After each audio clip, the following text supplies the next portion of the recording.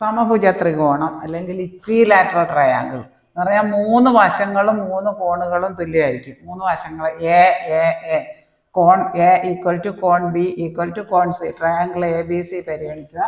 ഇനി 3 വശങ്ങളും 3 കോണുകളും തുല്യമാണ്.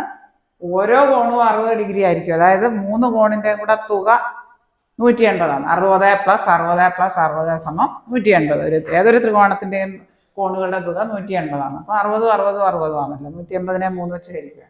ഒരു സമഭുജ ത്രികോണത്തിന്റെ ഒരു വശത്തിന്റെ നീളം എ യൂണിറ്റ് ആയാൽ 3 തുല്യ. ചുറ്റളവ് കാണാനുള്ള ഫോർമുല 3a. സമഭുജ ത്രികോണത്തിന്റെ ചുറ്റളവ് ഒരു വശം എ യൂണിറ്റ് ആയാൽ ചുറ്റളവ് 3a. വിസ്തീർണം എ സമം വിസ്തീർണം അഥവാ പരപ്പളവ് എന്ന് പറയുന്നത് √3 a²/4 √3/4 a² ചതുരശ്ര യൂണിറ്റ്. ഉന്നതി അല്ലെങ്കിൽ ഉയരം കാണാനുള്ള h അതാ ചോദിച്ചേക്കുന്നത്. അത് കാണാനുള്ള ഫോർമുല √3a/2. ഇത്